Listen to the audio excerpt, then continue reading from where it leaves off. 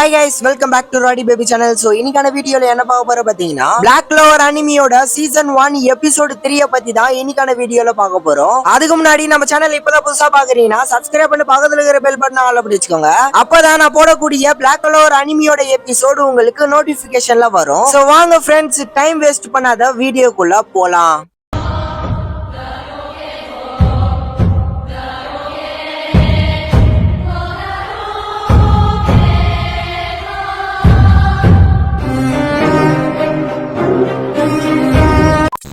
சரி, நம்ம சின்ன வயசுல ப்ராமிஸ் பண்ணது ஞாபகம் இருக்கான்னு கேட்க அதுக்கு நம்ம ஆஸ்டா அதோடா இதெல்லாம் இன்னுமா ஞாபகம் வச்சுன்னு இருக்க, நீ இத்தனை நாளா என் கூட நடந்துகிட்ட விதத்தை பார்த்தா அதெல்லாம் நீ மறந்துட்டு இருப்பேன்னு நினைச்சேன். அதுக்கு நம்ம இவனும் என் கூட போட்டி போறவங்க கூட ஃப்ரெண்ட்லியே இருக்க வேணான்னு நினைச்சேன். ஆனா நீ தான் எனக்கு நம்பிக்கையை கொடுத்த ஒருத்தன், அதை எக்காரணத்துக்கு கொண்டும் மறந்து நம்மள மாதிரி அனாதையாலையும் ஏழைகளாலையும் யாருமே அச்சீவ் பண்ண முடியாத ஒரு கிரேட்டஸ்ட் பொசிஷனுக்கு போக முடியும். அப்பதான் இங்க இருக்க எல்லாருக்குமே ஒன்னத்தை ப்ரூஃப் பண்ண முடியும். வேற என்ன, நம்ம ரெண்டு பேருக்குள்ள யாரு விசாட் கிங் ஆக போறத ப்ரூஃப் பண்ணுவோம்னு சொல்லி ரெண்டு பேருமே ஒரு ஃபிஷ் ப்ளூ பண்ணிக்க. சோ அங்கேயே ரெண்டாவது எபிசோடு முடியுது.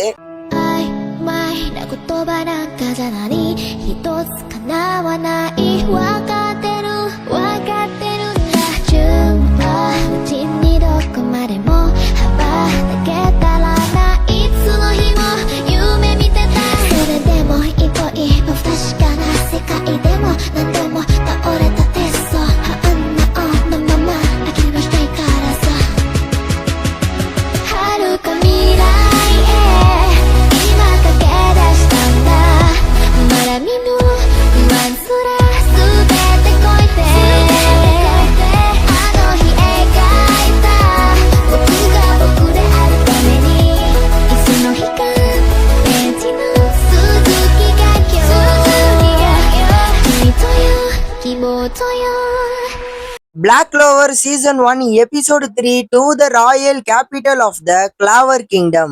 ஒரு வருடங்களுக்கு முன்பாக ஒரு ஊரு பார்த்தா எரிஞ்சுக்கிட்டே இருக்கு. அப்ப அந்த இடத்துக்கு ஒரு டீமன் வந்துட்டு இருக்கிற எல்லாரையும் போட்டு தள்ளிட்டு அங்க அலப்பறை பண்ணிட்டு இருக்கிற நேரத்துல முதல் விசாட் கிங் அங்க என்ட்ரி கொடுப்பாரு. அந்த டீமன் சைஸ கம்பேர் பண்ணா நம்ம ஹீரோ அதை விட சின்னதா இருப்பாரு. ஆனா அதெல்லாம் கண்டுக்காம மனிதர்களை காப்பாத்தணும் அப்படின்ற ஒரே நோக்கத்தோட அந்த டீமன் கூட ஒத்தாலா சேர்ந்து எதிர்ப்பாரு. அவரோட கிரிமாரை யூஸ் பண்ணி ஒரு ஸ்வாட வர வச்சு அந்த டீமனோட கதையை அங்கேயே முடிச்சு வச்சிருப்பாரு. உலகமே டீமன்ஸ் கையால அழிய போதின் நேரத்துல உள்ள பூந்த விசாட் கிங் அந்த டீமனை சாவடிச்சு உலகத்தையே காப்பாத்தி இருப்பாரு. லேட்டரா அவரை பத்தின கதைகள் காலம் கடந்து நிக்குதுன்னு சொல்லி அந்த கதையை ஆரம்பிக்க காலங்கள் ஒரு நோடி போயிருக்க இந்த விசாட் கிங் என்ற ஒரு டைட்டில் காலங்காலமா ஒருத்தருக்கு வழங்கப்பட்டிருக்கு. இந்த மாதிரியான விசாட் கிங்ஸ்க்கு கீழே மேஜிக் நைட் என்ற ஒரு குரூப்ஸ் இருக்கும். கிட்டத்தட்ட 9 ஸ்குவாட்னு வச்சுக்கோங்க. இந்த 9 ஸ்குவாட்ல இருக்க மந்திரவாதிகளுமே சண்டை போறதுல கை தெரிந்தவங்க தான். ஆனா எல்லாருமே விசாட் கிங் கமாண்டுக்கு கீழே தான் வருவாங்க. இத்தனைக்கும் உயிரை கொடுத்து உயிரை பணைய வச்சு இந்த கிளவர் கிங்டம் அமைதியை நிலைநாட்டணும்ன்ற ஒரு கடமை விசாட் கிங்ஸுக்கும் கீழே இருக்க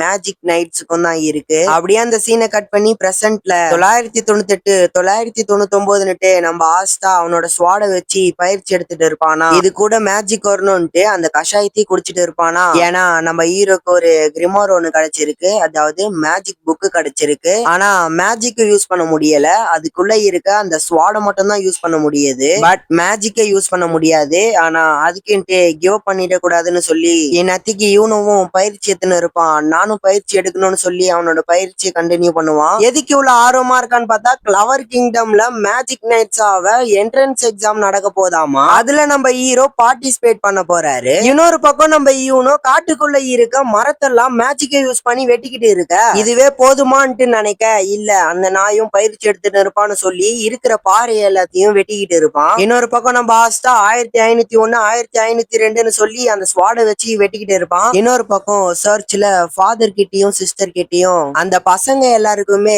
கிரிமோரை ப்ரொவைட் பண்ண அந்த தாத்தா இருக்காருல்ல, அங்க வந்துட்டு யூனோவையும் ஆஸ்டாவையும் பார்த்தா மேஜிக்கல் நைட்டாவை எக்ஸாமினேஷனுக்கு கூட்டிட்டு போலான்னு இருக்கேன் அப்படின்னு சொல்ல, அதுக்கு அந்த ஃபாதர் யூனோ கூட்டின்னு போறீங்களா, அது ஓகே, ஆனா ஆஸ்டாவை எதுக்கு கூட்டின்னு போறீங்க, அவன் ஒரு டம்மி பாப்பான்னு சொல்ல, அதுக்கு அந்த தாத்தா இல்ல அப்படிலாம் கிடையாது, ஆக்சுவலி கிரிமர் வாங்க போன இடத்துல பார்த்தா நம்ம ஹீரோஸ 2 பேர் கலாச்சிட்டு இருந்திருப்பாங்கல்ல, அவனுங்க 2 பேரும் ஆஸ்ட்ராவோட பவரை பார்த்துட்டு அந்த மார்க் மாமா கூட சண்டை போடுறதையும் பார்த்துட்டு என்ன மன்னிச்சிடுங்க, அந்த புக்கால தேர்ந்தெடுக்கப்படாதவன் கூட இவ்வளவு பவர்ஃபுல்லா இருக்கிறானா, அப்போ எங்களால மேஜிக் நைட்ஸ் எக்ஸாமினேஷனை எடுக்க முடியாது, அது ரொம்ப கஷ்டமா இருக்கும்னு சொல்லி அந்த 2 பேரும் அந்த எக்ஸாமினேஷன்ல இருந்து விலகி போயிருப்பாங்க. அதுக்கு அந்த தாத்தா அந்த 2 பேரும் போனதுனால அந்த இடம் காலியா இருக்குது, சோ அதனாலதான் நம்ம ஆஸ்ட்ராவையும் கூட்டின்னு போறேன்னு சொல்லுவாரு. திரும்பியும் அந்த ஃபாதர் அதே தான் சொல்லுவாரு, நீ இவனும் வேணா கூட்டின்னு போ, அந்த எக்ஸாம்ல பாஸ் ஆயிடுவான், ஆஸ்ட்ராவை கூட்டின்னு போவாதான் ஒரு டம்மி பீஸ்ன்னு சொல்லுவாரு. அதுக்கு அந்த தாத்தா சொல்லுவாரு, டேய் ஃபாதர், நான் ஆஸ்ட்ராவை கூட்டின்னு போயிட்டேன்னா நீ தனியா இருப்பேன்றதுக்கோசம் தான் நான் ஆஸ்ட்ரா விட மாட்டேன் அப்படின்னு சொல்ல பட்டுன்னு அவருக்கு வேர்வை ஊத்த ஆரம்பிச்சிடும். சீச்சி, நானாவது அவனை மிஸ் பண்றதாவது, அவன் சரியான குட்டிச்சத்தான் அப்படின்னு சொல்ல அதுக்கு நம்ம சிஸ்டர், சோ கவலைப்படாதீங்க ஃபாதர், அவனுக்கு கூட நானுமே சின்ன வயசுல இருந்து இருந்ததுனால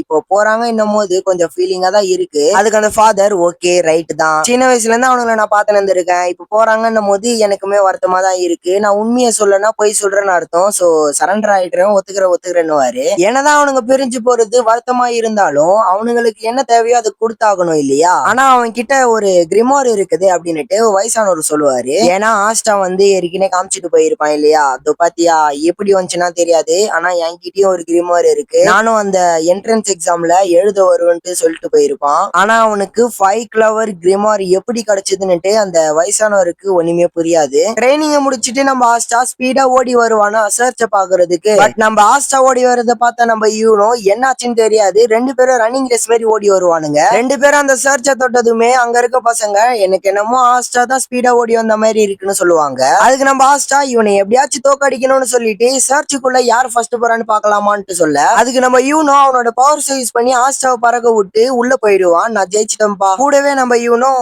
ட்ரைனிங் எடுக்கிறேன்ற பேர்ல இருக்கிற மரத்தை எல்லாத்தையும் வெட்டி எடுத்திருப்பான் இல்லையா, அத மலை மாதிரி குவிச்சு வச்சிருப்பாங்க இல்லையா அந்த பசங்க, ஏன் எவ்வளவு வருஷத்துக்கு அடுப்பு ஏறிட்டோம் இவ்வளவு விறகு கட்டிய கொண்டு வந்திருக்காங்கன்னு கேட்பான். ஈவன் நைட்ல நம்ம ஆஸ்டா கனவுல நான் விசிட் கிங் ஆகணும்னு நினைச்சு கனவு காய்னு இருப்பான். அப்ப அந்த இடத்துல நாஷ்ன்ற பையன், அதாவது நம்ம ஹீரோவை கிண்டல் பண்ணினே இருப்பான்ல அந்த பையன் அதை கவனிப்பான். காலையில நம்ம ஆஸ்டா ட்ரைனிங் எடுத்துன்னு இருக்கும் போது அந்த நாஷ்ன்ற பையன் வந்துட்டு, இல்ல நீ எதனா சும்மா கோளாரா பண்ணின்னு இருப்ப, நான் 4 கலாய்ச்சிட்டு போலாம் அப்படின்ட்டு வந்தேன். சரி அதெல்லாம் ஒரு சைடு இருக்கட்டும், உன்னாலதான் மேஜிக்கை யூஸ் பண்ண முடியாது, என்ட்ரன்ஸ் எக்ஸாம்ல ஃபெயில் ஆயிடுவேன்னு தெரிஞ்சோ எதுக்காக போற, இப்ப அதெல்லாம் நான் முடிவே பண்ணல, ஏன்னா என்கிட்ட ஒரு கிரிமோர் இருக்கு, கண்டிப்பா நான் அந்த எக்ஸாம்ல பாஸ் பண்ணி எனக்குன்னு ஒரு ஃபியூச்சர்ல நான் விசிட் கிங் ஆவேன்னு சொல்ல அதுக்கு அந்த பையன், இல்லடா அதெல்லாம் உனக்கு புரிய மாட்டேங்குது, நம்மள மாதிரி ஏழைகளாலலாம் கனவு காண்றது கூட லாக்கிலன்னு சொல்ல அதுக்கு நம்ம ஆஸ்டா ஃபீல் ஆகுற மாதிரி அவனோட தோல்ல கைய போட்டுக்கிட்டு காதாண்ட போயிட்டு ஒரு கத்துவான் பாருங்க, அவன் காது கீற அளவுக்கு கத்துவான். நானே ஏறிக்கினே கஷ்டப்பட்டு இருக்கேன், நீ வேற வந்துட்டு பண்ண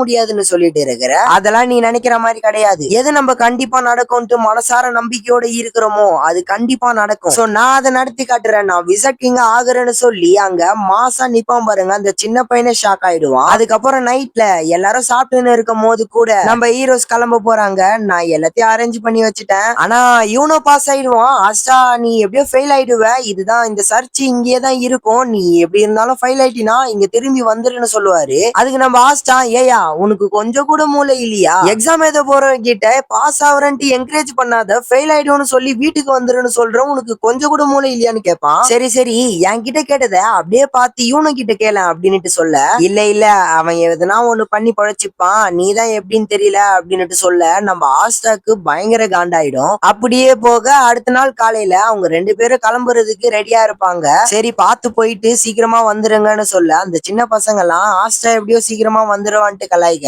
அப்ப கூட அந்த நாஷ்ன்ற பையன், நீ எப்படியாச்சும் அந்த எக்ஸாம்ல பாஸ் ஆயிட்டேன்னு வச்சுக்கோயேன், எனக்கும் நம்பிக்கை வந்துரும், நீ எப்படியாச்சும் பாஸ் ஆயிடியா அப்படின்னுட்டு சொல்லி அனுப்பிவிட அப்ப அந்த சிஸ்டர் யோசிப்பாங்க, பார்த்தா நம்ம ஆஸ்டா சின்ன வயசுல இருந்தே குறும்புத்தனம் பண்ணிக்கிட்டே இருப்பான், சுட்டியா இருக்கிற பையன், ஈவன் இப்ப வரையும் அப்படிதான் இருக்கிறான், ஆனா இவனும் மாறி இருக்கிறான். ஃபர்ஸ்ட் இவனுங்க 2 பேரும் அடி வாங்கிருப்பானுங்க இல்லையா, அப்ப இவங்க தான் அவங்களோட மேஜிக் யூஸ் பண்ணி ஆஸ்டாக்கு குணப்படுத்திட்டு இருப்பாங்க. அப்ப நம்ம இவனு ஒண்ணு சொல்லியிருப்பான், என்ன ஆனாலும் சரி நான் எல்லாரையும் ப்ரொடெக்ட் பண்ணுவேன்னு சொல்லியிருப்பான். சோ இவங்க இருந்த வில்லேஜ்ல இருந்து ராயல் கேபிட்டல்ஸ்ன்ற இடத்துக்கு நடந்து வந்து இருப்பாங்க போட்டி போட. எனக்கு ஆர்வமா இருக்குன்ட்டு ஆஸ்டா சொல்ல அதுக்கு நம்ம யூனோ உனக்கு கொஞ்சம் கூட பயம் இல்லையான்னு கேட்க, அதுக்கு நம்ம ஆஸ்டா எனக்கா பயமா, எனக்கு எப்போ விசாட் கிங்க சந்திக்க போறேன்ற ஒரு ஆர்வம் இருக்குன்னு சொல்லி ஓடுவான். நீ என்னதான் வேகமா ஓடி போனாலும் உனக்கு விசாட் கிங்ன்ற ஒரு பதவியை கொடுத்துட மாட்டாங்க. அதுக்கு நம்ம ஆஸ்டா ஒன்ஸ் நான் விசாட் கிங் ஆயிட்டேனா என்னோட பவர்ஸ் எல்லாம் வச்சு என்னோட சிஸ்டரை நான் மந்திர தொடப்பத்துல எல்லாம் இட்டுன்னு போவேன்னு சொல்லுவானா. சோ அதுக்கு நம்ம யூனோ உன்னாலதான் மேஜிக்கே இல்லையே எப்படி கூட்டுன்னு போவ,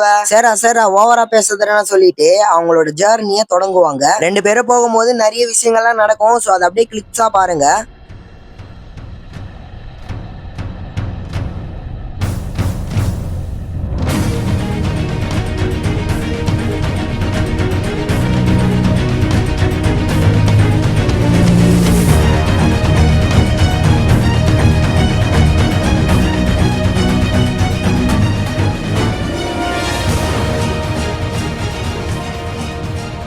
சோ ஒரு வழியா நிறைய தடைகள் எல்லாம் தாண்டி அவங்க சேர வேண்டிய இடத்துக்கு வந்து சேர்ந்துருவாங்க, ராயல் பேலஸுக்கு. அந்த பேலஸ ரெண்டு பேருமே ஆச்சரியமா பாப்பாங்க. அதுக்கு நம்ம ஆஸ்டா இதுக்குள்ளதான் நிறைய விசாட் கிங்ஸ் இருக்காங்களா, இதோ வர ஃபியூச்சர் விசாட் கிங்னு சொல்லி எக்ஸைட்மெண்ட்ல ஓடுவான். இவனவும் அதை பார்த்து சிரிப்பான். அந்த பேலஸ காட்டுவாங்க இவங்களுக்கான ஆப்போனன்ட்ஸ். இவங்க எல்லாரையும் எதிரின்னு சொல்றதை விட இவங்கள மாதிரியே கனவோட லட்சியத்தோட விசாட் கிங் ஆகணும்ன்ற வெறியோட வந்திருப்பாங்கன்னு சொல்லி இந்த எபிசோட முடிக்கிறாங்க.